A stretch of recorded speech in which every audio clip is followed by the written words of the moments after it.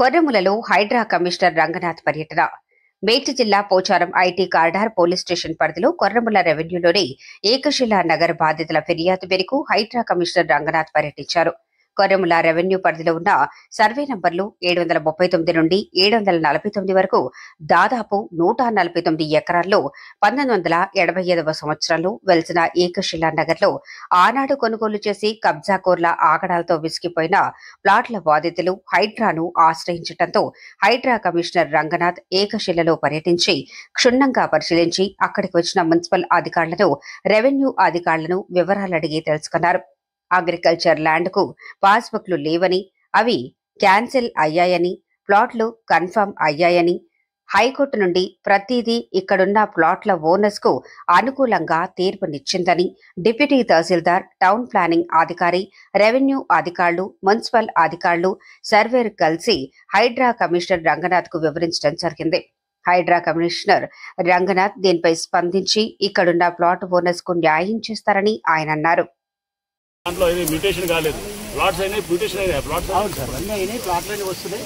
అలా కాదు, పానీలో కూడా మ్యూటేషన్ కూడా అయినాయి. అవును సార్. మరి ఎట్లా అంటే అగ్రికల్చర్ అంటే ఎట్లా ఒక సెక్రటరీ ద్వారా పహానీ నకలు ఇష్యూ చేయించుకొని దాంతో సేల్ డీడ్ చేసుకొని పహానీలో ఏది వాళ్ళ పేరు మీద వచ్చేటట్టు చూపించి వీటన్నిటికి 149 ఎకర్ జీపీఎల్ ఉన్నాయి. లేఅవుట్ గ్రౌండ్ లో ప్లాట్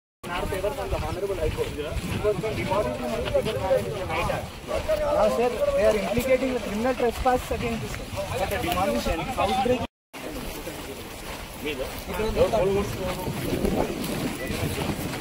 Night వచ్చుకోవాలి నైట్ పట్టేదార్స్ అండ్ ప్రజెంట్ వాళ్ళు ఇంతకుముందు పాస్బుక్స్ వాళ్ళు అక్వైర్ చేస్తున్నారు సార్. వాళ్ళు ఎవరు కూడా క్యాన్సల్ పట్టాదారు పాస్బుక్ క్యాన్సిల్ అయిపోయింది. మరి వాళ్ళని ఎందుకు మనం ఉపేక్షిస్తున్నాం? వాళ్ళు వచ్చి ఇక్కడ కొలగొట్టుకుంటారు నైట్ లో వస్తారు. వాళ్ళ కోసం అప్లై చేసినా మనం రిజెక్ట్ చేసేసినాం సార్. వాళ్ళ టైటిల్ 2023 వచ్చినాయి కదా. మీరు చెప్తున్న పాయింట్లు కోర్టు స్టేటస్ కో ఆర్డర్లు ఏమున్నాయి, కోర్టు మీకు అనుకూలంగా ఇచ్చిన ఆర్డర్లు ఏమున్నాయి, వాళ్ళకి ఇచ్చిన ఆర్డర్లు ఏమున్నాయి, అసలు వేరే రిపోర్ట్స్ ఏమున్నాయి. ఆర్డీఓ ఇంత ముందు చెప్పారు కదా, మీకు అనుకూలంగా ఇచ్చారు, పాస్బుక్లు క్యాన్సిల్ చేశారు, అన్ని పరిగణలో తీసుకుంటాం. అన్ని తీసుకున్న తర్వాతే చూసి కోర్టు ఆర్డర్ని అన్నింటినీ కూడా మన పరిగణలో తీసుకుంటే then will decide our permission తీసుకోవాలి కదా. అది టీఎస్బీ పాస్ లో వస్తుంది కదా, ఏమో అంతే కదా. సర్వే నెంబర్ లేదు, ఇప్పుడు సర్వే నెంబర్ పర్మిషన్ లేకుండా వాళ్ళకి పర్మిషన్ పేపర్స్ లేకపోతే హైకోర్టు మా ప్లాట్ లో నెంబర్ ఇప్పుడు చెప్పాక ఇప్పుడు వెళ్ళి ఆపమంటాం కాదు కదా. ఒక వారం రోజులు టైం ఇవ్వండి, చేసి చేద్దాము. చేసి మీరు కడుతున్నది అనే దాన్ని ఏంటమ్మా మీ పేపర్ లేవని వాళ్ళు కూడా పిలుస్తారు, వాళ్ళు కూడా అడగండి. ఒకసారి కాల్ చేయవచ్చు, వాళ్ళ దగ్గర ఏం రైట్స్ ఉన్నాయి, ఎట్లా ఇచ్చినారని అది కూడా తీసుకో చూద్దాం. మనం వెరిఫై చేయాలి. మీరు చెప్పగానే ఒక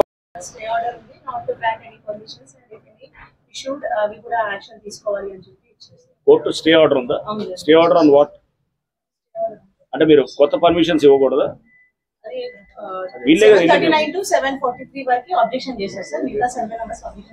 ఏదో స్టేట్ అది ఉందా? Stay order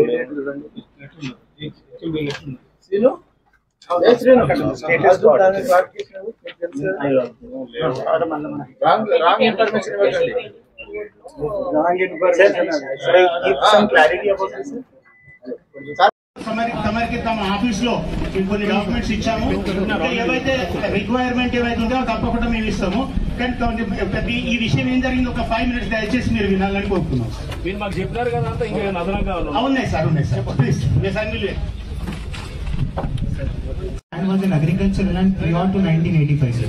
In the year 1985, some GPA holders with the validated GPA have converted the agricultural land into a residential land. Total Ekasila Nagar colony is 149 acres, sir. Sir, each and every 2086 plot owners, they each and everybody have a registered sale deeds from the year 1985. They have paid a requisite fees, sub-register stamps and all registered document. Now, sir, after lapse of 25 years, a person called A. Venkatesh, now he's stating that he's purchasing of the said land as an agricultural land. Sir, I'll just show his sale deed.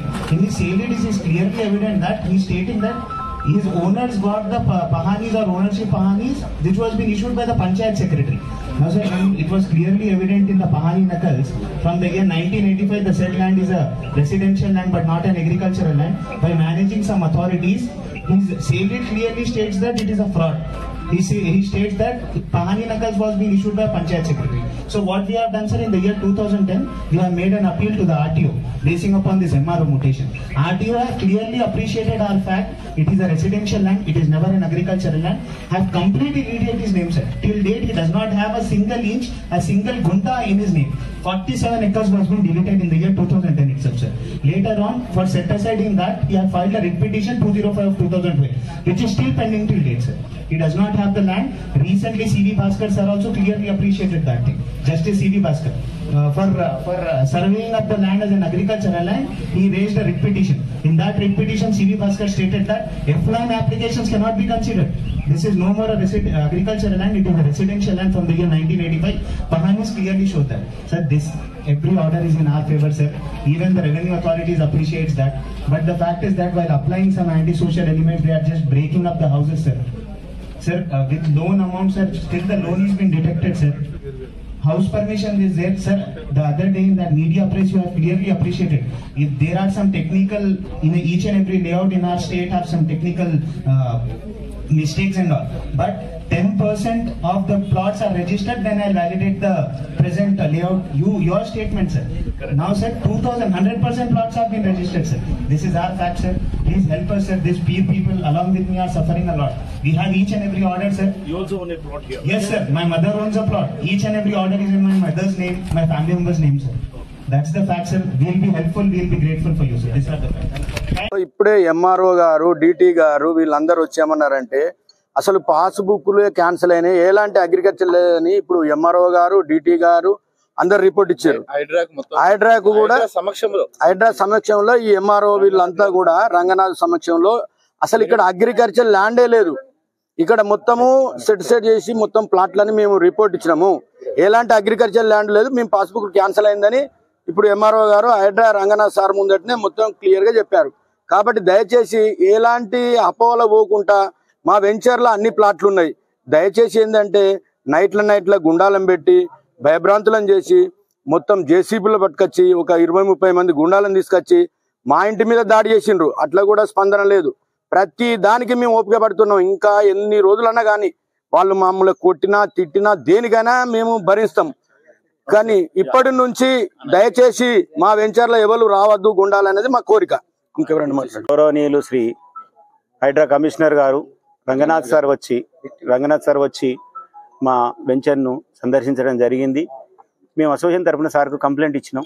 తర్వాత పరిశీలించి మీకు అన్యాయం జరుగుతుందని చెప్పి sir revenue వాళ్ళని municipal వాళ్ళని పిలిపించుకున్నాడు. అందులో DT surveyor, deputy తహసీల్దార్ అది surveyor, HMDA town planning officer, మా మున్సిపల్ నుండి కూడా వచ్చారు.